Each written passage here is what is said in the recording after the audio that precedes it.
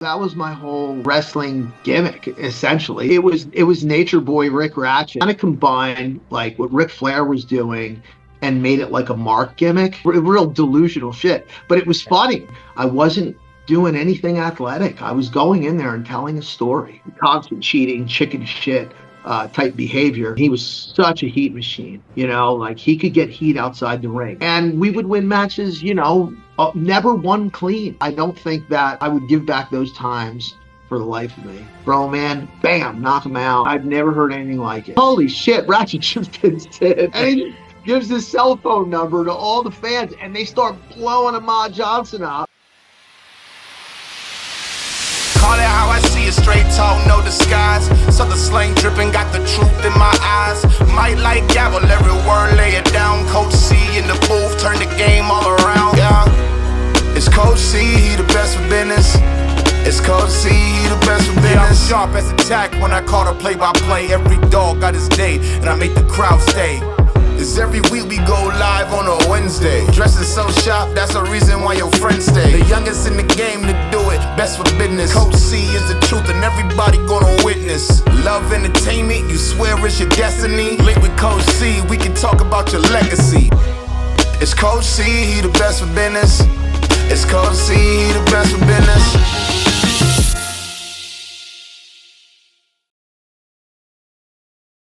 All right, everybody, welcome back to the channel. Another episode of Best for Business. This one's like over a year in the making. I'm so pumped for this one. Rik Ratchet, thank you so much for joining me. What's up? How are you? I'm doing good. I'm so pumped for this one. I remember originally interviewing Donnie B and then messaging you, and I'm so pumped we made this happen, so thank you so much. Well, thank you for having me on. It's really kind of you to go back and yesteryear and talk about wrestling. You have an insane career I want to talk about. So at the beginning, when we talk pro wrestling, what was it about wrestling that made you want to get involved in it? It's kind of crazy. When I was a kid, I used to, now we're going back prehistoric era. I used to watch it when I was a kid with my mom, and she used to hate Lou Albano. I'll never forget it. And who knew that I would be working with him, 30 years or 20 years later, right? Yeah. But yeah, so she kind of got me into it. We would watch the Saturday night midnight wrestling that was on Channel 9 at the time, that Vince was doing, and I was always interested in it, but then I got really interested when I was in my late teens. So it was like the early 90s, and I was like, I really kind of want to get into it a little bit more, and I was looking for something to do. And I called up, like, I forgot what magazine it was. Yeah. But it wasn't an After mag. It was something else. And they asked me to do write an article, and I wasn't smartened up to the business yet. I didn't, I still Mark, Mark right now, but so I started. He gave me like an assignment, and I think it was like do an article about the Bushwhackers, something like that. And so I did an article about them, and I was like, I need to find like somebody in the business so I can kind of like some guys can give me some leeway. So now, wait, real quick, when you messaged the magazine, what did you want? Just like to be involved with it, or what was your goal with the magazine? Yeah, okay. Yeah, I just wanted to write. Yeah, okay. So I wrote an article about Bushwhackers, basically.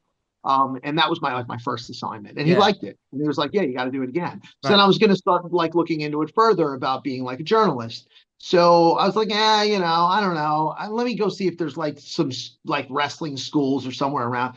And sure as hell, we find out like Mike Sharpe's got a school in Bricktown, you know?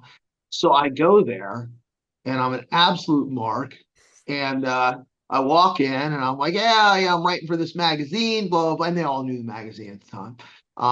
And I met Donnie and Nova, this other guy there, Bobby Piper, who was, one of the trainers there, who's, really helpful. And and then Mike Sharpe came in that night too, if I'm not mistaken. I'm like, oh, wow, I finally met like a pro wrestler. Like, I never met anybody before. I'm still just a kid. So, I started talking to the guys, and they were definitely kayfabing. They were definitely kayfabing me, Yeah.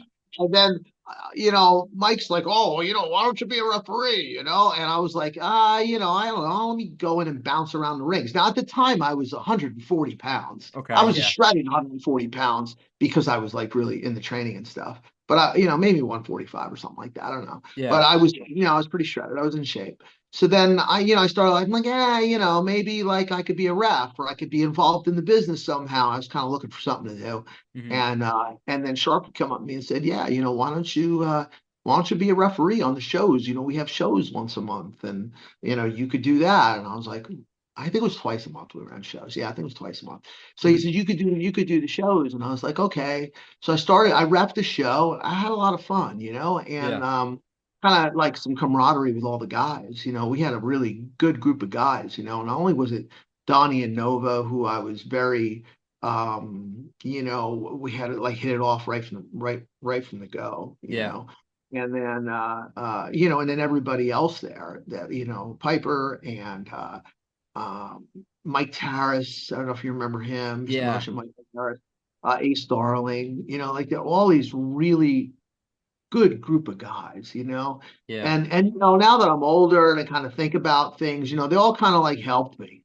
And very, you appreciate it. You get so grateful as you get older because you look back on things, right? Maybe at the time you don't, you don't appreciate it as much because you're younger and you're not as polished. But but I look back on it and then so I did the refereeing thing, and then they're like, oh, why don't you try like taking some bumps? So I started taking some bumps, and then before you know it, I'm like, okay, I got it. I'm gonna do this. Wow. So I like, all right, now I got to like put on like some weight and I got to look like a wrestler. How long do you refereeing before you decide you want to be a wrestler? Just doesn't work that way. I don't know. I guess it was probably maybe 2 weeks, 3 Wow. weeks. It wasn't long. It might have been 2 shows. It wasn't long at all. And then I'm like, yeah, I kind of want to do this, but I don't really look far, and I was self-conscious about it. So I did some unorthodox means to grow, and about maybe 4 months later, I was 195 and still pretty shredded and looked like a completely different guy, So everyone's like, oh, he's taking it seriously, Well, I felt like, you're taking bumps and you're smaller, and especially in the ring we had like a boxing ring. So we're like taking bumps in a boxing ring. If you took a bump wrong, it hurt. Yeah. And I think that also kind of messed me up for the muscle memory that I was trying to get on how to take bumps, because I was always scared to take really big bumps. Yeah. So they're like, well, it could work both ways. Maybe you have to take a bump. Great. But I didn't do either because I wasn't a very athletic wrestler, Okay. And then mine was all, I used to watch Bobby Heenan, and I got all Bobby Heenan's tapes and all his stuff when he was a worker. And his psychology was amazing. And I wanted to take that and kind of update my life, and my whole wrestling persona to what Bobby was doing. Yeah. And maybe put like a 1990s spin on some of the psychology that he did. And Bobby was great at everything, but I wanted to work like him. So that was like a really big incentive for me to do that. So I studied all that, and that was my whole wrestling gimmick. Essentially, it was Nature Boy. It was Nature Boy Rik Ratchet. How is Rik Ratchet born? What's the inspiration behind that? So it's kind of funny, I used to race cars and stuff. I still do. Yeah. And I do all that stuff. So I was like, I was going to be a race car driver, and I was going to carry around like a torque wrench. And the torque wrench was going to be like this huge torque wrench. It was like 20 pounds that you couldn't even control in the ring. Yeah. And then I was gonna use the torque wrench as my finisher. Okay. So I was like, well, maybe I will. I'll use it as my finish in one of the matches, and I'll start doing it. One of my first matches, somebody grabbed the torque wrench. A wrestler grabbed the torque wrench and went to throw it on the side, and it went through the window and broke the window. And it was like a huge glass window. Wow. And we got so much shit. Sharpe, I never saw Mike Sharpe lose his shit like on anybody like he lost his shit on me that day. Donnie will tell you. It's the funniest damn thing in the world. It wasn't funny at the time, but it was funny afterward. Yeah. But yeah, Mike just wanted to kill, because he didn't want us bringing gimmicks to the ring, know. And I used to do some, questionable things in the ring that would more or less danger everyone in the audience, for those school shows. But those school shows were everything. Mm-hmm. And then when I wanted to do, I of course like Ric Flair, and certainly patterned my act after his, but I kind of felt like it was a really good idea that no one had done it. That if I kind of combined like what Ric Flair was doing and made it like a mark gimmick, where you're kind of like a wrestling mark, and you think you're that person, like you actually think you're that person. Mm-hmm. So I did that, and that was really kind of Nature Boy Rik Ratchet. A lot of people got it. And I would, later on, in my career or NWA or, any other stuff, they'd go with it. Like, I'd like, my son, and it would be Flair's son. And, it was just real delusional shit. But it was funny. Like, the crowd thought it was really funny. And it was entertaining, because this guy thinks he's Flair. Like, So, so that's kind of like how I got started. Nice. I'm curious, when you mentioned Iron Mike Sharpe, is there like a lesson or something that stands out learning from him? Yeah, don't get in the ring with him. Yeah. He used to not get in the ring with anybody. Okay. Never get in the ring with anybody. But if he saw me, he just wanted to get in the ring and kick the shit out of me. Nice, yeah. So he would try to blow me up for like 10 minutes and just sit there and bump me, and everybody in the school would come out and laugh their asses off, because I would do all the comedy bumps like Bobby used to do, with funny selling and stuff. And then, and Sharpe loved it too. He was such a good friend. He was such a God, there was such a kind soul. There wasn't a better guy than Mike. It really, really was. I mean, I'm so glad that I, spent the time that I had spent with him. And, but honestly, like, it was the guys in the school that really helped me. Mm-hmm. Like, I would say, like, listen, Mike Tarras used to have the key, and we used to go to the school on nights when nobody was there, and he'd be like, Ratchet, you're going to come in the ring with me, and we're going to practice bumps, and I'm going to teach you stuff. And boy, I mean, and I couldn't throw a drop kick for shit, right? Mm-hmm. So, Mike would, gear up the match, and he'd take bumps, and he'd be like, okay, drop kick, and I would throw a drop kick just because I had him motivating me and incentivizing me to do it. I couldn't do it for damn if it wasn't without him, and so I was always so grateful of those guys that did that for me. And then, Piper would really get in there and help me. And then, me and Nova, like we would just get in there, and he would, beat the living hell out of me and say, oh, I'm sorry. Oops, I'm sorry. Oh, goddamn, I'm sorry, And so, we had a good time. That went on for a very long period of time. Wow. I think Mike got all his learnings out on me, and I had all the injuries to prove it. So, wow. When you look at your career and everything you've did, I'm curious for you, what would you consider Rik Ratchet's first big opportunity in wrestling? Well, when I first got out of the school shows, we were doing school shows for maybe 6 months, still real green. And Dino Santa, was running shows, and I don't know how the hell we got on those shows. We knew somebody, and Dino's like, hey, we get you in the ring, let's see what you could do, blah, blah, blah, blah. Yeah. And then my first match with Dino was with Rock and Rebel. Wow. Yeah. And we had a good match. We had a really good match. It was like, I think it was like Downingtown, like flea market. In front of like maybe, I don't know, 150, 200 people. Back then it was like 96, so the business was still a little dead, and it wasn't peaking. The business peaked like 98, 99, 2000. It was nuts. Like everywhere we went, it was 1,000 people, no matter where you went, and that was Dennis at that time. But then I started doing stuff for Dino, and he gave me the belt and put me with all the names that would come in. And I think part of that was, I didn't have an act that was harmful in any way to any of the guys that I would work against. I mean, I wasn't doing anything athletic. I was going in there and telling a story and getting the crowd involved. And, I would do old school stuff that Bobby used to do on some of his shows where, you you throw the guy outside the ring, you go outside the ring, you tell the entire front row to clear out because you're going to throw him into the steps. Yeah. And then just before you get ready to throw the guy past the steps and into the crowd, you take the guy and throw him into the ring and laugh at the people for getting up and moving. Love it. It's just stuff like that, Yeah. getting them involved and always having the crowd involved. And the psychology behind that is just so critical in business. It's such a lost art, now now, of course, the art is athleticism. And, what can you do to pop the crowd from the greatest spot that you could come across? I mean, some of these guys are just amazing athletes, gymnasts, more or less. Yeah. And it's impressive to watch. But back when I was doing it, you didn't have to resort to that. You just had to tell a story and keep the people involved. And I kind of liken it to like a comedian. Like a comedian comes out and warms up the crowd. Yeah. I feel like you come out, you warm up. You're kind of like the warm up guy for the crowd. But then again, at the other side, you're not stealing any heat from anybody else on the show because they're all doing more athletic stuff. Yeah. So I always had a spot that way, and I never had to.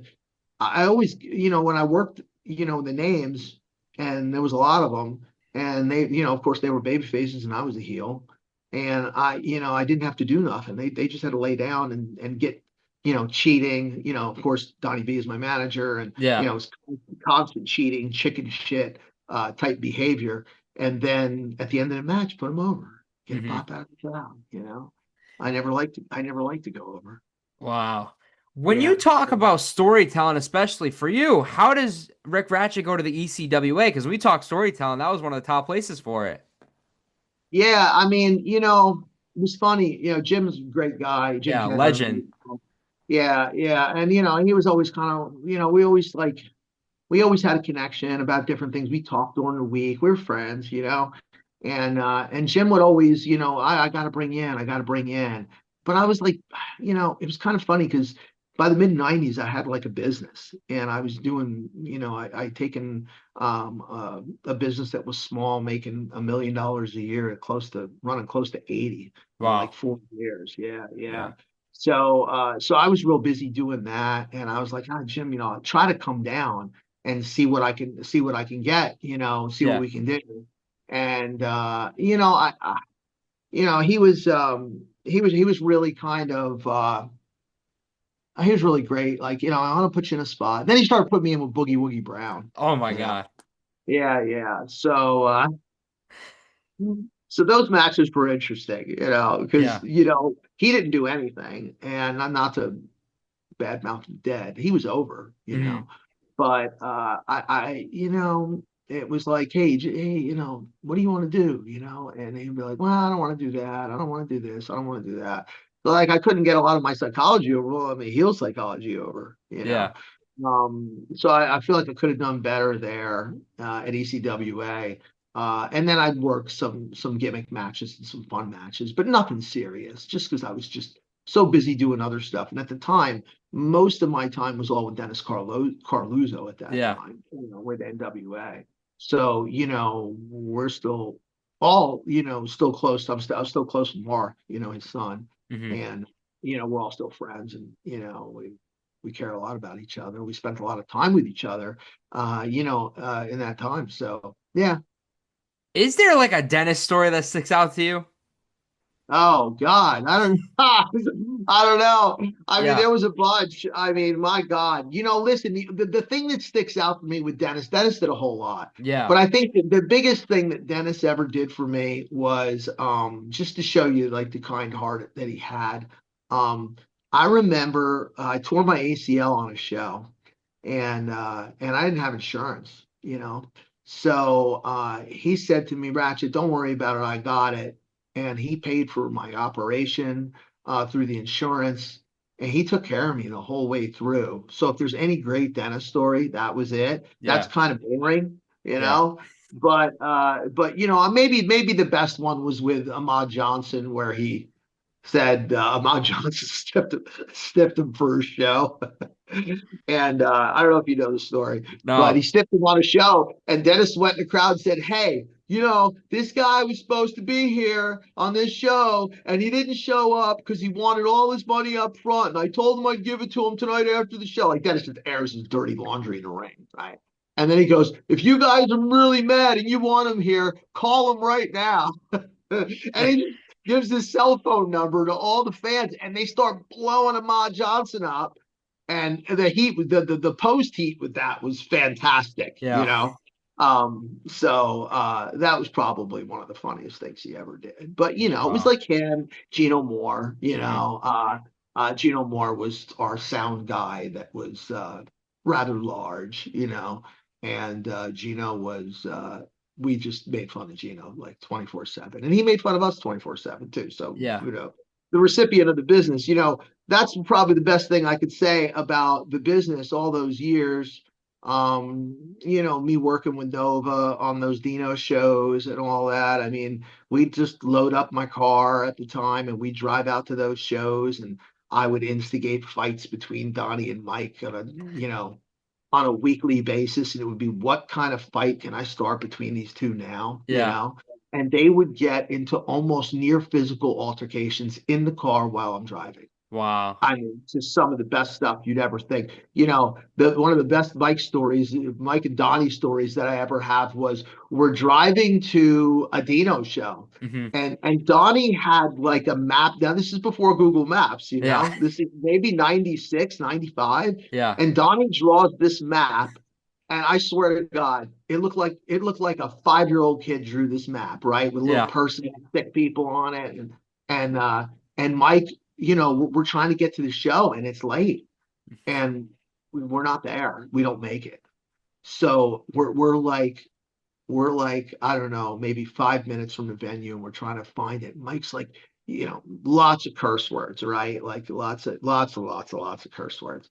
And then Mike got so mad. Donnie was in the back seat, and Mike took the seat. And hey, if you have the slider on the front of the seat, you can slide the seat back and forth. He took the seat and was smashing Donnie in the back seat over and over and over again, calling him names while he's doing it. Yeah. And I'm in the car crying. I'm literally crying. I could give a shit that we missed the show. I was getting my own show in the car. That's all you needed. Yeah. Oh, the Busey fights were probably some of the best fights in the business. I don't know. Wow. I never really got any more entertainment out of anything than watching those two fight all the time. It was just great. Yeah, that was great. And listen, we had like Kent Porter would be in the car, Cyclotron. We'd have him in the car, and then Lupus was great. We went all over, did some stuff with him. That was his gimmick when he was in ECW.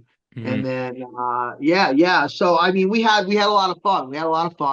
And I don't think that I would give back those times for the life of me, because it's like the camaraderie, it's the friendship, right? It's more than just, it was more than just wrestling to us. Wrestling was probably like a small portion of what we were doing.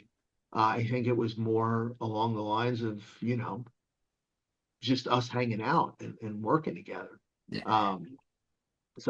Yeah, and I gotta ask, you mentioned his name, Donnie Bucci. What was it about the chemistry with you guys that made it stick out after all those years? Kind of funny, when we were at Sharpe's, we started to work, and I said, hey, like he had his little gimmick that he was doing with the pool stick and all that. Donnie B deviously. Donnie B deviously, yeah. And I think that he was such a great compliment to me. And he was such a heat machine, like he could get heat outside the ring. So not only was I interacting with the crowd, he was interacting with the crowd. So it's like times two, like you're getting double heat. Like you can't get that much heat. Like you could get it by yourself, but if somebody's by ringside and they're standing right there, it adds another element, another layer of like trying to get to me. I honestly feel like every person in the crowd thought that they could get in the ring and kick the shit out of me. And they could beat Donnie up too, and that's what I wanted. That's what I was trying to get across. And I might have had the belt at the time, NWA championship, whatever it was. They still thought they could get in the ring and kick the shit out of me. Wow. And we would win that. We would win matches, and we would win matches, never won clean. Never. It was always brass knuckles. He comes in with the pool cue, like anytime we ever won.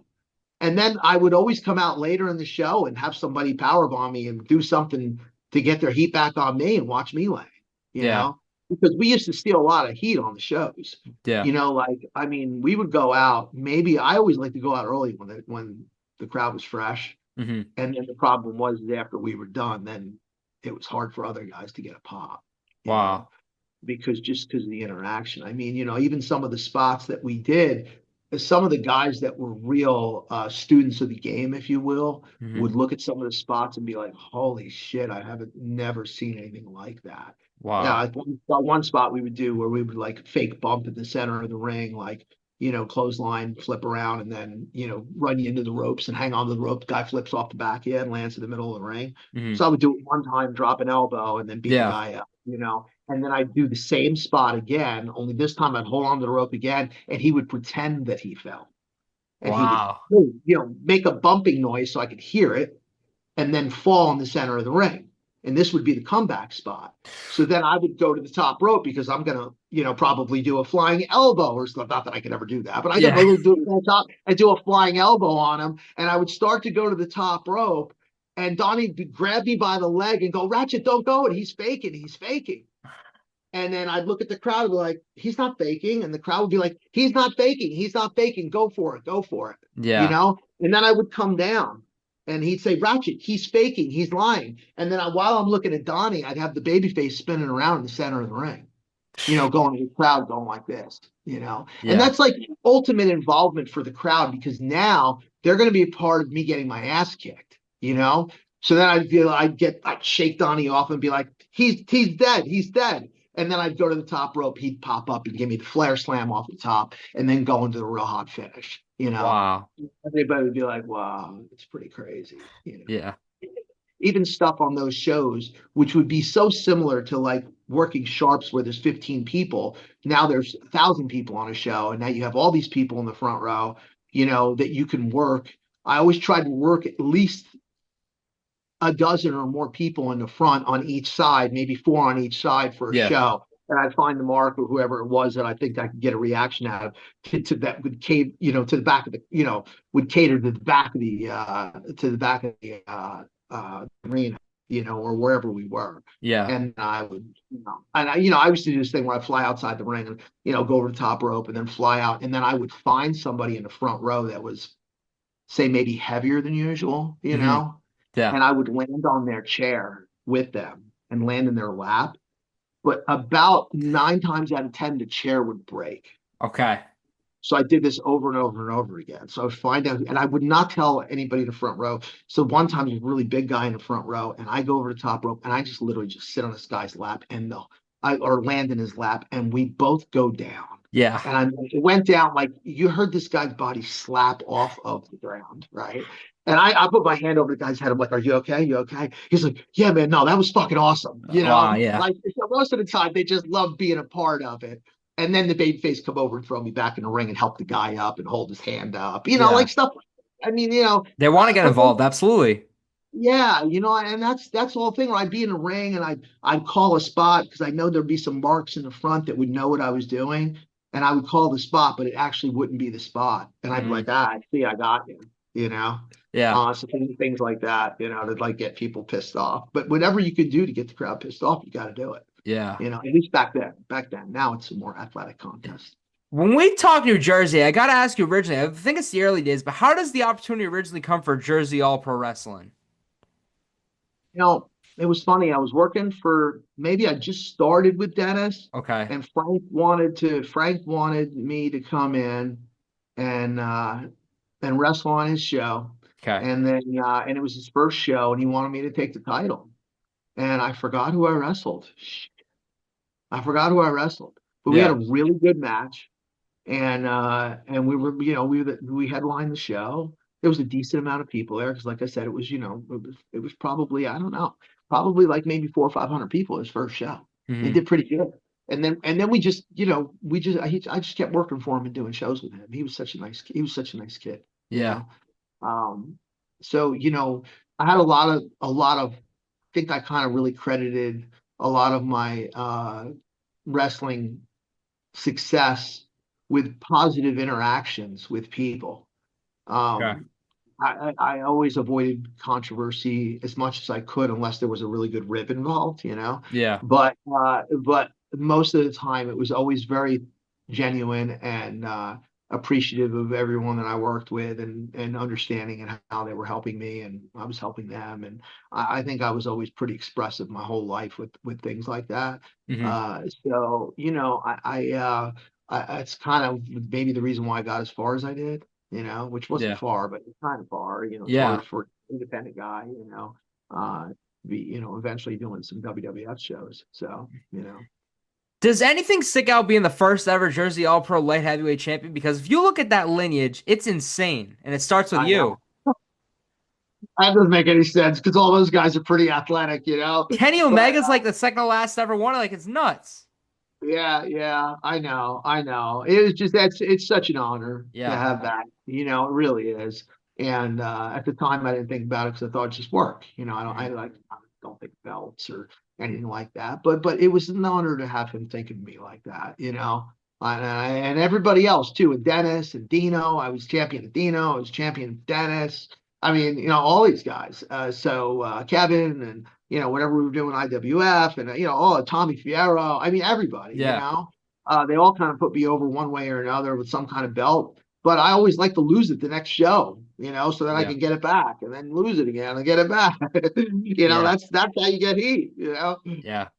There's a few matches I want to ask you about. First off, this one's insane. How is the opportunity to wrestle an Iron Sheik? Oh, yeah. So that's pretty funny. That's so insane. Dennis was running the show and he said, Ratchet, you know, you're going to work Iron Sheik. And I says, oh, all right, let's just have some fun. I'll go in the ring. And he goes, yeah, you guys have a really good match. And I said, okay. And you know what? Back then, I put such an effort into things. So I remember making, you know, those Iranian clubs that he used to do over his head all the time? Yeah. So I made my own Iranian clubs, only I made them out of styrofoam. Okay. And I painted them and made them look just like Iranian clubs. Yeah. So he goes and does the clubs and the people count. And of course, it's getting a little boring. And I'm like, get out of the way. I got this. So I take my Iranian clubs, which weigh a pound apiece. Yeah, if that. And I just do it real quick. And I'm like, you know, throwing them up and catching them. And, you know, and I'm doing all these like, you know, extra, like, and he's just sitting there like, you got to be kidding me, Bubba. This is what's going on here. And the crowd's like, they're fake. They're obviously fake because they were so light. You know, you could see how light they were. And then I put them down, and as I turn around, he grabs them and smashes me as soon as I turn around right in the face, and that started the match. Nice. And there's styrofoam everywhere, and everybody's pissed off because they had to take bumps the rest of the night with all the styrofoam on them. Yeah. You know, so but we had a pretty good match. I didn't realize at the time how this poor guy was so hampered with injury. You know, I mean, he was 52 at the time. He couldn't move in the ring. And every time I call a spot, he wasn't in the place that I needed him to be in to do the next spot.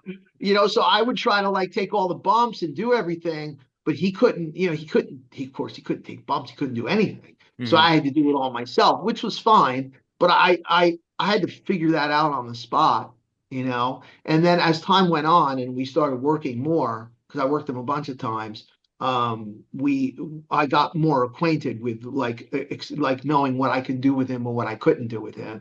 And eventually it just turned out to be just go out and work the people and don't worry about the Iron Sheik. He'll take care of all that. Have him come out to Macarena, which is what he used to come out to. Yeah. And it was open as hell. And just do that, you know. Nice. So yeah. But we had a lot of fun.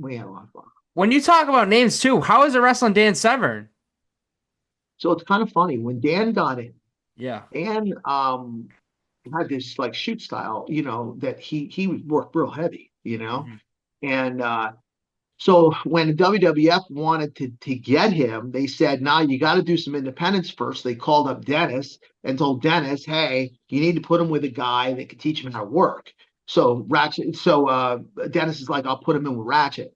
So he got in the ring with me. So like Dan's fresh off his beast run, you know, and you know, he's gonna get in the ring with me. So we like sit in the back, and and Dan's just so awesome. Like Dan's like He not the guy that you'd think he'd be, like some kind of killer. I mean, this man was like the sweetest dude in the world, you know? Yeah. And I sat in the back and said, well, you know, listen, Dan, here's the thing, man.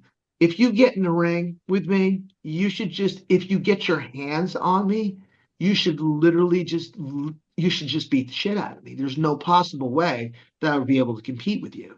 Yeah. So why don't you let me cheat the whole match and you never get your hands on me? And that's how we did it, you know. Wow. And when his comeback, when time came for his comeback, his whole comeback was me trying to get out of the ring and him trying to grab me. Nice. And then once he grabbed me, he put me in a shoot hold and I tap out. That's crazy. Yeah, yeah. But it was hard to do something so different because like you can't do like, hey Dan, give me a clothesline, give me this, give me that. Yeah. Because at the time he didn't even know how to do that, you know. So I worked them all the time on the road. We probably like 10 times maybe we worked. Nice. And all those times we just, if Dan came to the show, we hung out afterward. And, man, he was just a really great guy and really want to learn the business. And then he got, finally he said, we're kind of ready to take him into Vince and see what he's like. And then he got to Vince and, they're all trying to do like pro wrestling stuff with him. And it didn't translate. He wasn't like Brock Lesnar. He was a shoot fighter, and you had to present him. That was his brand as a shoot fighter. Yeah. So I think that it didn't work out for him there, unfortunately. Yeah. Now, when I talk Rik Ratchet, there's one story I'm dying to know the answers to. Even in New England, I was telling people I was interviewing you, and everyone knows about one story. When I talked about Donnie B, he mentioned it too. Walk me through the whole day, the day you wrestled Sin and pinned him, because that's insane. All right, so here's the thing. So Dennis started using Sid on the shows, right? Sid had just got done with that whole stabbing incident with Arn. Okay. And everybody was real scared of him. So when I went in the locker room with him, I'm like, shit, Psycho Sid, what's up? And I gave him a hug and and you're like, what's up, Rik Ratchet? The whole thing. And I sat next to him because no one would sit next to him. And I made him feel at home, you know? And we just started talking about stuff. Wasn't even about wrestling. We just talked about his stuff at home and all that. And we just hit it off, So that night for his main event, he's like, come down, I want your Stooges finish. So I went down to Stooges finish and then, took the heat at the end, powerbomb at the end. And then Dennis started using them like every week. And so me and Sid got pretty close. We were like, eventually it was like, I'll come to the airport and pick you up. Let's go out to eat, go do what we got to do. And then we'll go to the show, blah, blah, blah, take you back to the hotel. But, so it turned out to be like, a really great friendship. Here's my phone number, call me whenever, blah, blah, blah. He'd call me during the week. We'd have phone conversations during the week, 2 hours long, None of it would be about wrestling. It would all be about shit at home, you know? So, and then me too, with business and stuff like that. We talk about business and stuff. So, but then finally, Tommy Fierro had a show and he had me versus Kevin Knight, which was kind of like the norm, for most shows. I'll tell you a story, lots of stories about Kev. Yeah. But and then Mabel versus Mabel versus Sid. Okay. And says like, I'm not working Nelson. And I love Nelson too. We were really good friends with him too. Yeah. So I'm like, oh, come on, man. Like he goes, nah, I'm not doing it. He goes, I'm wrestling you. And I says, dude, you can't wrestle me. And at the time he was WWF champion. Yeah. He just had the belt on. So he's like, nah, I'm gonna do something big today. I'm like, yeah, what are you gonna do? He goes, I'm gonna put you over, but don't fucking tell a soul. And I'm like, well, what do you mean? He goes, so the guy that was repping our match, this guy Fred Rubenstein, he we went up to Fred and told Fred what the finish was gonna be. It was gonna be brass knuckles, he's gonna knock Sid out. And he goes, listen to me, Ratchet, you're gonna get so much heat out of this in the sheets. And I want to do this for you. Let me do this for you. And I'm like, all right. So then we go and have the match and we get in the ring and he just proceeds to lay down the whole time. Like he won't get any heat on me. Yeah. And could you get up? Could you get up, please? Could you get up and get some heat on me? Do some kind of comeback. And he wouldn't do a comeback. He wouldn't do nothing, Wow. And as I'm beating him, I'm Sid laying him down. And at the time, Donnie had left. And Yeah, he said he wasn't there. Yeah, he wasn't there. He went to go beat some girl somewhere or something. Yeah. And I'm like, boy, you missed it. And then I had the master, Rocco Mazza, who was great. He's a fantastic heel, Yeah. So me and Mazza cheating the whole time, and it hardly looks believable because Sid's so big. Yeah. And but Sid stayed on his knees the whole damn match. Wow. The only thing he got on me was he pulled my waist forward and put my face into the turnbuckle, and that was it. I was like the extent of his heat, because he actually, I get it now. He kind of couldn't get heat, because if he did, he should have just killed me. Yeah. If he ever had a comeback, he should have just killed me. So he stayed down. Mm-hmm. And then he goes, go for the finish. So we did a little thing in the finish. And then he goes, get the brass knuckles, go get the brass knuckles, and throw him in, bam, knock him out. And 1, 2. And when you went from 2 to 3, you could have heard a pin drop in that place. Wow. It was, it was crickets. Mm-hmm. I've never heard anything like it. And 3, and I remember some little kid in the front row going, holy shit, Ratchet just been Sid. So grab the belt, run out of the ring. Yeah. And then go to the locker room, and everybody just started clapping. They just thought it was the greatest thing ever. So Sid's still in the ring, and I come running back out. I'm like, you want to finish this match? And then go. And then he just starts powerbombing everybody and gets his teeth out, and it comes to the back. And I remember being in the back, and I was like, I don't know, I was emotionally overwhelmed with it, mm-hmm. that he would do that for me. And he's like, Ratchet, it doesn't matter. It's an independent show. He said, but it's going to matter for you, and it did. And it did. And then all of a sudden I had like a whole new cred. I got a rub, which is pretty wild. Yeah. And then we were going to have a rematch. We always tried to have a rematch, but we could never, ever settle it and find out where we were going to have it at. Mm-hmm. And so I kind of went out on top with Sid. Wow, that's nuts. But, for years, even after that, we stayed, he was doing stuff with Vince, and then it got pretty intense, and he couldn't do independence anymore. So maybe that had something to do with it. Yeah. You're not going to put anybody over, because Vince was real hot about it. Yeah. And then, they're like, oh, you're Rik Ratchet? You got to be kidding me. Yeah. You're the guy that did, So I think there was some heat there. And, so the whole thing was really a good friendship. I talked to Sid, pretty on and off till about maybe 2017, 2018. I'm kind of lost. I got busy with work and life. And, he was busy with doing his stuff, the real estate stuff. He had a bunch of houses and everything. And then before you know it, he gets sick, and I don't even know he's sick. He kayfabes everybody and passes away. I was like, I wish I knew, but he didn't want anybody to know, because that was it. Yeah. That was what he was, he didn't want to.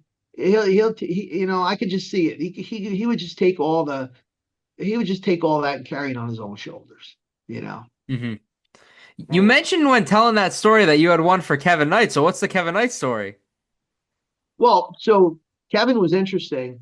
Kevin came to the, if I'm not mistaken, it was one of Dennis's shows, mm-hmm. and it was in a high school. I forget where it was. Might've been Middletown. Mm-hmm. I never met him before, and here's this guy that's like 6'4", yeah, and I'm like, and he's going to ref my match. Wow. And he comes over, he goes, hey, I'm repping your match. I said, the fuck you are. I said, you're not repping my match, you're too damn big. Yeah. And he goes, come on. And I said, dude, what are you doing? What are you doing? Refereeing, you should be a worker. And he goes, do you think so? And I'm like, would think so. And Kevin was a good looking guy. He had like a baby face, he looked like a baby face. Yeah. Perfect. So I said, bro, you need to let me help you. And maybe we'll train before the shows. And, eventually we'll get you on in a match. And that's what we did. Maybe 2 or 3 shows. I trained him beforehand. He's very motivated. He would get dressed, mm-hmm. and he would get all his pads on, and he would come in the ring and work with me. And you know what the wild thing about him was? He was like a natural. Wow. He could take bumps. He could sell. He could do everything. I'm like, this dude looks like he's been working for like 5 years. He's way more athletic than me, Mm-hmm. and he could just take bumps so much better. So I'm like, and sell so much better. He just knew how to sell like a baby face. So I told Dennis, I said, Dennis, could you put me against him next week? This fucking guy's ready. He said, you've only been in there like 3 times. What are you talking about? I'm like, just trust me. He's so ready. Wow. And we went, the next show we went, and it was a really big show. It was a lot of people. I forget, it was like a couple thousand people. And me and him went out, and I think it was like maybe opening match, and we tore the house down. Like, Kevin just had every detail down. I mean, he'd even have like the chewing gum in his mouth and go to pop him. I'd pop him in the jaw, and he'd spit the gum out, make it look like teeth came out. And I'd be like, what? He didn't even tell me, you know. And then later on, I would get in the ring and I'd do it again, and there'd be another piece of gum that would fly because he would feed himself gum during the matches. Wow. I mean, he was like, he could sell and grovel and be like, help, and then really get the crowd into it. He knew how to pound the mat when he was down, trying to get the crowd to clap and get back into it. And he did that. I mean, I just like, you know, so I probably wrestled Kevin more than anybody in the business. I think I wrestled him more than Nova. I probably wrestled Nova 30 times, 40 times. No, maybe more. I don't know. I probably wrestled Mike West maybe 50 times. Wow. But if it was Nova 50 times, it was Kevin Knight 75 times, 80 times. Yeah. And we had our act down pat. Wherever we went, whatever show we did, he was just such a good baby face. He would get me over so huge. So our matches were really good. And you would think that this guy had been in the business for years, you know, and here the time, maybe a year's worth of experience when he was peak. You know, wow. where he got really mature and really good and knew where to be. But even during the match, you know, he would always be in the spot I need him to be in for the next set of things that we were doing, you know. Wow. Yeah. He was just a natural at it. And and he started his own school. He did some stuff for Vince when I got out of the business in the early 2000s. You know, he started doing stuff for Vince and did some jobs and stuff like that, and enhancement talent, whatever you want to say. But I'm shocked that no one ever in the back ever saw him and was like, we should probably like use this dude. Yeah. You know? I always kind of felt like he definitely should have been in the WWF or WWE for sure. You know, I think he had that much talent. You know. And then, how did the idea come for you to team with him? Well, you know, I think at one point I turned babyface, and then we did like some matches where I teamed with him and stuff and pitched it. We had a lot of fun. He'd get me over, you know, because I was a terrible babyface. Yeah, I was gonna say. Only time I was ever a good babyface was when I wrestled Steve Corino one time, and you know, Steve Corino, I wrestled him on Eddie Gilbert's show. And I think it was like the first time we ever wrestled together. And we got in the ring, and the first spot of the match, he knocks the contact out of my eye. And you know, the crazy thing for me is when my contacts get knocked out, like I can't hear or see or anything. Like I just panic. You know, you just go to full blown panic mode. Yeah. So we had like the worst match. He was so mad. I'm like, bro, my contact's out. Just take it home. Just take it home. We were in there for like maybe 5 minutes, 10 minutes. Like, what the fuck happened? Dennis like, what the fuck happened to that match? And I'm like, I lost my contact. He's like, oh, God damn it, Ratchet. What the fuck, you know? Yeah. But you know, and I remember him being so disappointed, you know. So then we work another show maybe 4 or 5 months later, and he's like, listen, I'm gonna be the heel and you're gonna be the babyface. And I'm like, oh, dude, like, no way. Like, I'm so bad. And he goes, Ratchet, trust me, I will get you over. And sure as shit, if he didn't get me over, and not only did he get me over, I was like the most over babyface on the show. Wow. And he was calling, you know, he's heel, so you know, he called the match. And he called such a brilliant match.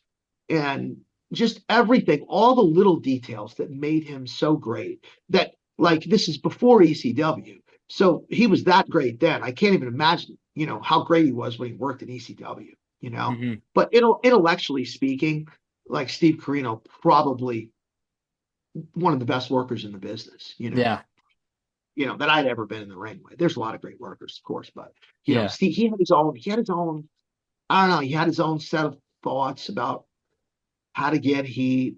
He understood it all and at a very young age, Mm-hmm. So, he was really great to work with. I was sad I didn't get a chance to work with him afterward because I think right after that he went to ECW. Okay, yeah. Yeah. Originally, you talked about how magazines were a huge impact on you. You eventually wrote in to ask how to get involved. You did a Bushwhacker magazine. For you, years later, 1999, 2000, for you to be in the PWI, what did that mean for you? Honestly, I never knew I was in it. I didn't know I was in it for a long time because I never paid attention to it. Yeah. I don't think anybody even ever told me that I was in it until like a couple years later. Wow. Like, you're in the PWI. And I'm like, what? I swear to God, like, and most of the guys that I work with, they were so into that. But I always kind of felt like that was kind of like, kind of mark stuff, like you're marked for yourself kind of thing. So I didn't even, but never paid attention to any of that stuff. I really hardly had the time to pay attention to it because I was working all week, at the business. And then, of course, trying to do wrestling stuff on the weekends. And then, whatever I was doing, if I was going to work dark matches on Monday nights, Yeah. I'm curious for you too, when you look at your career, how was it getting to wrestle? You talk about your history with Nova, wrestling the BWO, and I think was at the time the American Power Child? Oh, yeah. That was recent. Yeah. Recent for me. Yeah. Yeah, geez. I don't know, man. That was rough. So I hadn't taken bumps in years. Okay. I hadn't been. Was it hard to bring you back? Yeah. So I actually went up to Kevin and I said, "Hey, man, do you think you can polish me up? I'm doing a match for Donnie for his big show, and it's Mike's last match, and I want to go in there and I want to I don't want to shit the place up, And he goes, all right, well, let's just come down. We'll work. So he had his ring, whatever. And we worked. He helped me out a lot, And then I just spent a lot of time on flexibility and stuff like that. So then, I went to the show that night and I stretched a little bit. And then I went and I said, hey, I actually told Lupus, I said, bro, give me a backdrop. He goes, sure. And I'm like, yeah, give me a backdrop. I want to see what the ring's like. And I remember taking that backdrop and thinking that I had a car crash. Wow. I mean, it hurt so bad. I'm 55 years old at the time, maybe 54, something like that. And I'm taking backdrop, and then I'm like, kind of like loosen myself up. I never, ever, ever felt like that before. And that was like, wow, I'm old, So, but we had a great match, and I took most of the bumps in that match. Wow. If you look at it, there's YouTube match. I took most of the bumps, and honestly, I was probably calmer than I ever was because I had practiced beforehand and spent some time in preparation, for the match. And then, went in there and kind of just, winged it, and I was able to call matches and, there's a big blown spot in the middle of the match. And I remember grabbing Nova. I'm like, calm down. Everything's going to be fine. What do you want to do? Just really kind of bringing everybody down a notch. So everybody's so amped with the adrenaline and stuff. And I wasn't really all that amped up, Yeah. And then, so that was fun. And we had a good time. And I felt like that was probably an equal performance to me 20 years earlier. Okay. Where I was kind of maybe at my peak. I mean, I took a lot of bumps, nothing looked bad. All my punches looked great. Kicks looked great. When anything looked like shit. So I was like, that's pretty good. Cause I know back, 20 years earlier, I would do stuff every once in a while. It might look pretty bad because lose awareness when you're in the ring sometimes. And it's not second nature, but Yeah. Originally, prior to this, what was the reason that you stopped pro wrestling? Well, the business got crazy. Okay. It really amped up. And I truly felt like at the time that I was like, you're taking a spot from somebody else who really kind of deserves it. It's putting the effort in, because at that time I stopped putting the effort in for practice and doing things. So I was so busy working. So I never went, took bumps or did anything. And I was just like, I'm just showing up at shows and doing it. And it wasn't like, I was making really good money. It wasn't like I needed the money. And as a matter of fact, I would usually tell whoever I was working for, take the money back and give it to the rest of the boys. Wow. Yeah. So I'm like, I'm probably kind of finished, And then my last match was Jerry Lawler, with Frank, as a matter of fact, at ECW Arena. That's Frank nuts. went to ECW Arena and I wrestled Jerry Lawler, and that was my last one. I could be Oh wrong. no, Isn't no, that actually, no, okay? no. That was my second to last one. I did that one, and then my last match was against Donnie, and I did a loser leaves town match in a cage. That Okay. was the last. Yeah, that was the last one.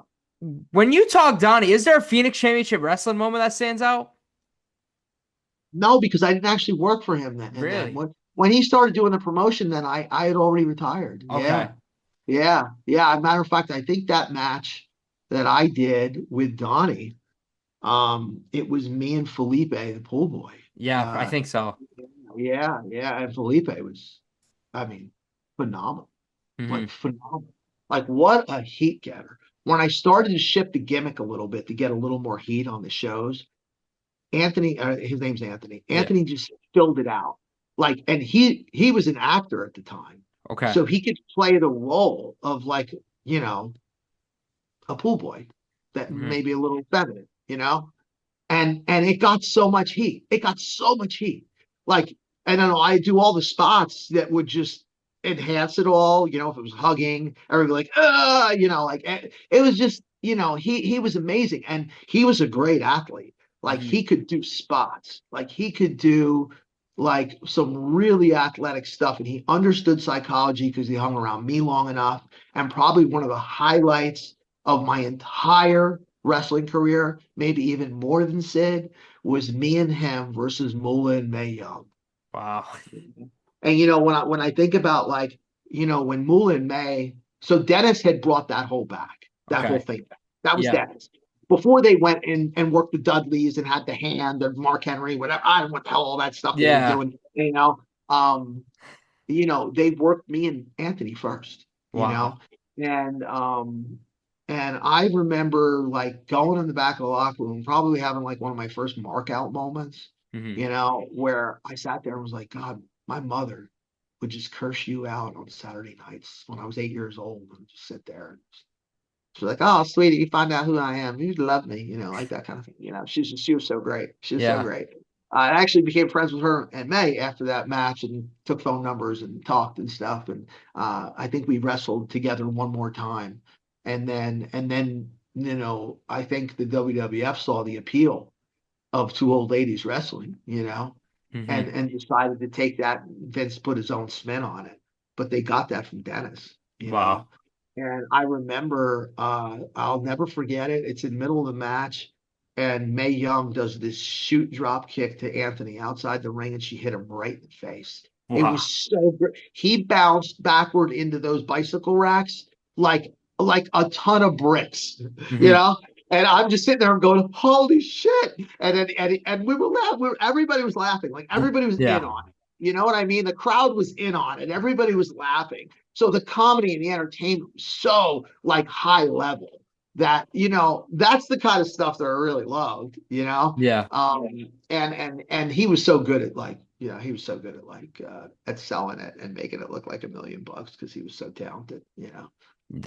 When you look at your career, you talk about wrestling Moolah, Mae Young. The moment was said. What other moments throughout your career stick out to you right off the rip? Wow. There's so much. There's so Yeah. much. Walking out at Madison Square Garden and 22,000 people and wrestling show Fudak. Yeah. Uh, Funaki that was great. I was kind of like that was like a gift from some people internally at WWF, and that was nice. That was a lot of fun. And then you know honestly feel like a lot of my highlights were just people that I met along the way, and I would always get a kick out of like some of the guys that we met, like even Scott Levy. Hmm. Um, Raven was just probably, one of the smartest people in the business that I ever met, Yeah. and then Jim Cornette, and working with Jimmy and these guys were just next level understanding of the business. And I always kind of got a kick out of learning from those guys. I always, Jimmy was just really good at like just straight up like this is what wrestling should be and this is how you should present it. And then Scott Levy was like the whole next level of like progressiveness, a different a different angle, but the same kind of way of a different approach to entertainment, And if you watch a lot of those ECW matches, if you watch them now, you'll appreciate them more, But when the guys come down to the ring for the finish, and there's, here comes another guy, here comes another guy, and they all got their spots, and when it all works out beautifully, that's all Scott's brilliance, Wow. in booking a match and booking a match. I mean, he just was this, it's kind of like takes your breath away with some of the stuff that he would do intellectually in the ring. That of organizing stuff. I always kind of felt like, God, this guy should be like running a locker room, and there should be nothing else. Besides being like a great wrestler, a great worker in the business. I mean, he's really phenomenal that way too. But it's kind of funny. If I watch wrestling now, I'll watch some of the ECW footage, and I'm a mark for all those guys, because that was like with Paul bringing that in from Japan and that whole style and exposing like a new avenue. I was really good friends with Ted Petty, and 911. And I used to go on the road with those guys all the time. We had a lot of fun. We did shows together, ring rentals with Teddy. And I miss Teddy a lot. Teddy taught me a lot in the business. And so but when I watched all the ECW stuff, it was just, I have to say, like, probably out of all the guys that I loved there, God, I loved Sandman, because, how many beers did it take him to get to work like that? It's just phenomenal. When you watch a guy step off the top rope in such an unorthodox manner and drop a leg in the middle of the ring, you're like, he should have broke his leg. Yeah. No, he didn't break his leg. Flip over a table, wind up upside down. All those spots those guys would do were insane. Yeah. And I know he got hurt here and there, but like, he should have died. Yeah. I mean, some of those spots those guys were doing, all the stuff that Spike used to do, I thought, I don't know how the hell he lived through it all. Yeah. I mean, you don't see any of that stuff. You don't even see any of that stuff now. That footage is gold. Like, it's amazing. Yeah, and a lot of that stuff too, like, it doesn't even have the same theme music. It's nothing. It's all watered down. Yeah. And those guys were real high flying, athletic guys. You watch a Nova Danny Doring match, against Roadkill, and I forgot who the other one was. Who did they used to work all the time? I forgot. Yeah, I forgot the name too, but yeah, I know. No, it was Roadkill and Danny Doring and Nova and Chris Chetty. That's what Chetty, yeah. And you would watch that match and go, holy shit, how did they remember all that stuff? It's just, it's amazing. Yeah. It really is. So I was going to ask you, especially looking at your career, you talk about before that match with Donnie, you wrestled Jerry Lawler. After all those years later, you had that 6-man tag. After that, wrestling Jerry Lawler again, did you know that was going to be Rik Ratchet's final match? Yeah, for sure. Yeah. Okay. Yeah, it was kind of crazy about that match. I mean, like, I friends with Jerry, and then, like, he came into the locker room and he was like, I'm not talking as good. And I'm like, why? What happened? And he goes, well, I had a stroke like 3 months ago. And I was like, you what? And now I'm getting in a ring with him. Yeah. Right?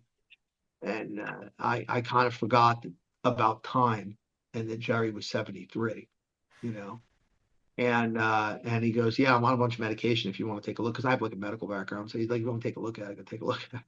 And he's on like tons of blood thinners and all this stuff. And I was so nervous for him. Yeah. I didn't want to do anything to hurt him, So I think I was really kind of spooked out before I get in the ring with him. And I'm like on my phone just prior to that, like looking up, trying to refresh my mind how to do CPR. Okay. Because I was really nervous something was going to happen to him. I love the guy. I don't want to, God forbid something happens. I don't need to have that, on my conscience. But we went in there and we did the best we could. There was just a lot of people and a lot of stuff going on. If it had just been me and him and no one else, maybe just like me with a heel manager, that would have been great. But there was a lot of stuff going on in that match, kind of like, kind of screwed it up a little bit. You know? Isn't that Jerry Lawler's last match too? It is, yeah. Wow. That was his last match. Yeah. So it's Wow. kind of funny. We kind of traded that off, Yeah. 24 years before, or Yeah. 23 years before we traded off. Wow. But, and then he had a health complication after that match too, and I always tell him, like, Jerry, you stay up on your intervention, because he had a lot of cardiovascular problems. And I says, stay up on your intervention with that, make sure you're, cardiologist and stuff like that. And I know he was staying with it. And I listen, I love him. I hope he lives a long life. There's just, uh, you don't get in a ring with anybody who's more of a legend than the king, you Yeah. know, and it's always an honor to just even get in a ring with him, Yeah. and do anything with him, and I felt like, him and Jim Ross, uh, the best announcing team in the business ever, Hmm. beside Brain and Gorilla, you know. Yeah. But that's like real high level stuff, you Yeah. know. Yeah. And there's a lot of great announcing teams, but Brain and Gorilla were just, Yeah. It was special. yeah, and Jesse too. Jesse was fantastic Yeah. as a heel. I mean, he was the first one, so he kind of like he broke ground on that, Yeah. It paved the way. Yeah. heel. He paved the way for it. Yeah, yeah. So Jesse was learning along the way how to get that over, and he did a great job because he's Jesse. Hmm. Yeah. I gotta ask you too. You talk about your historic professional wrestling career. You've done so much, but also Rik Ratchet, a race car driver. Yeah, so my father raced cars, Okay. and I kind of took it up. I started racing go-karts when I was like 12 years old, and Yeah. racing go-karts, like not bumper cars, like real racing go-karts, do like 100 mile an hour. Yeah. So I did that. As you can see that picture behind me, that's actually one of the races. That go-kart there Hmm. does about 120 miles an hour, Wow. Yeah, yeah. So like it's a whole nother level of physical, because you're at one with the cart. You gotta drive. You gotta run it. So yeah, so I did that for a long time. And I've done some formula stuff like Super V's I used to race, which is kind of like a bigger version of a go-kart, or Nice. maybe twice the size of a go-kart, but like little 180 horsepower motors, but like little tires. Like you had to learn how to drive, and you do 120 miles an hour in those too. I was losing out of my mind driving those things. They were so unsafe.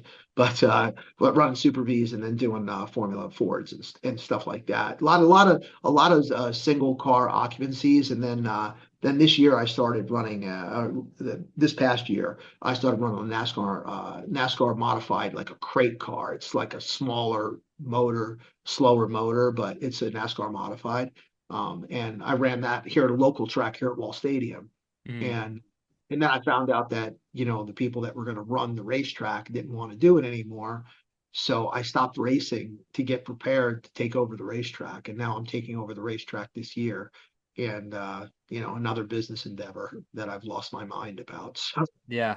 what the hell I'm doing. Yeah. But I want to keep the place open so the boys can race. Nice. And I was going to spend money on racing cars anyway. So I guess I'll just spend money on keeping the track open. I don't Yeah.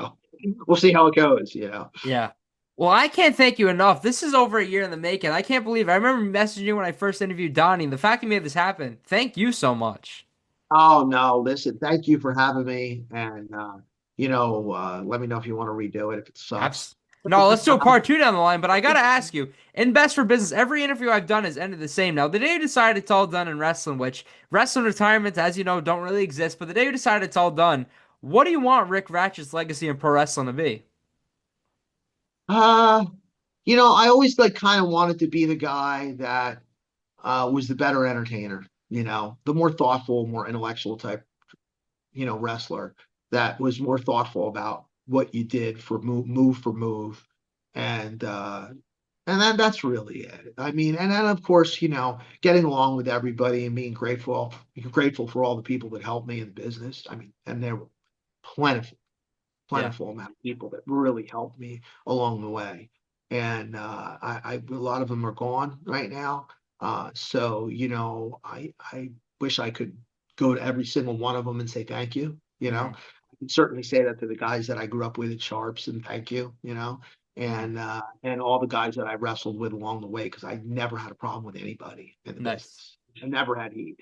So I think if you're going to make it in the business, if there's any advice I could ever give younger guys, is that, be open, be open to learn, and treat everybody with kindness and empathy and compassion. And I think that goes a long way in business. It goes a long way in just business in general, because if anything wrestling did for me, it taught me about life.